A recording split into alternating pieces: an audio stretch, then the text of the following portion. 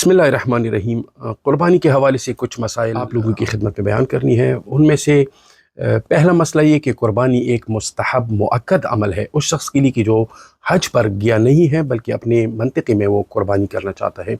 Even ये कि रिवायात में है कि वो हैवान के खून का कतरा जो ही खारिज होता है निकलता है उससे पहले अल्लाह रब्बुल इज़्ज़त साहिब क़ुरबानी के तमाम गुनाहों को माफ़ करता है। पहला मसला है कि आया ये क़ुरबानी ज़रूरी है कि एक फ़र्द की तरफ से हो या कई लोगों की तरफ से भी हो सकती है। लिहाजा कोई मसला नहीं है चंद एक लोग मिलकर 3 4 5 पैसे डालकर, क्योंकि एक का वो अफोर्ड नहीं कर सकते तो कई लोग भी मिलकर क़ुरबानी कर सकते हैं, इसमें कोई मसला नहीं है। और इसके साथ साथ दूसरा मसला है कि आया ये अकीक़ा से मुज्ज़ी है। अगर किसी शख्स ने अकीक़ा न कराया हो अपना या वालिद साहब का या बेटों का या किसी का भी, क्योंकि मरने तक भी अकीक़ा करना जायज़ है और मुस्तहब है, बहुत साहिब सवाब है। लिहाजा अगर कोई शख्स क़ुरबानी करना चाहता है तो उसमें अकीक़े की भी नियत कर सकता है, अल्लाह रब्बुल इज़्ज़त इसको सवाब अता करेगा। और एक अहम मसला वो ये है कि आया क़ुरबानी के लिए उम्र शर्त है उस हैवान का? जी हाँ, बाकी शुरूत लाजिम नहीं है, लेकिन उम्र पूरी होनी चाहिए। जिस तरह ऊँट है उसके 5 साल पूरे हों, और गाय या बकरा बकरी वगैरह है तो उसके 2 साल पूरे हों, और भेड़ का 7 महीने पूरे होना ज़रूरी है। और ये एहतियात वाजिब की बिना पर है आग़ा सिस्तानी साहब के नज़दीक। लिहाजा इस मसले में आप दूसरे मुज्तहिद जिस तरह वहीद खुरासानी साहब है या शुबैरी ज़ंजानी साहब है उसकी तरफ रुजू कर सकते हैं, क्योंकि वहाँ पर ये शर्त नहीं है। लिहाजा अगर किसी शख्स को एक ऐसा हैवान मिला कि जिसकी उम्र पूरी नहीं है फिर भी उसमें क़ुरबानी कर सकता है, अलबत्ता इस मसले में वो इन फ़ुक़हा की तरफ रुजू करेगा।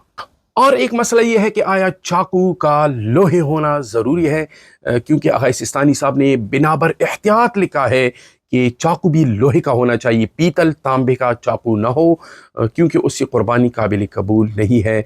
लिहाजा इस मसले में भी आप इन फ़ुक़हा की तरफ रुजू कर सकते हैं जहाँ पर चाकू का पीतल होना भी काफ़ी है और लोहा होना ज़रूरी नहीं है। और एक मसला ये है कि आया ये हैवान अयूब से पाक होना चाहिए। जिस तरह के हज में जो क़ुरबानी करते हैं लोग उनमें ऐबदार ना होना शर्त है, यानी वो काना ना हो आँख से, वो लंगड़ा ना हो, उसका कान कटा ना हो, उसके दांत टूटे ना हो वगैरह। आया इस क़ुरबानी में भी, मुस्तहब क़ुरबानी में भी ये शराइत हैं या नहीं? फ़ुक़हा लिखते हैं कि नहीं, इसमें वो शर्त नहीं है। लिहाजा ऐबदार हैवान को भी आप क़ुरबानी में अदा कर सकते हैं, अलबत्ता मुस्तहब ये है कि अयूब से पाक हो, तंदुरुस्त हो, हट्टा कट्टा हो। लिहाजा ये मुस्तहब है वरना लाजिम नहीं है।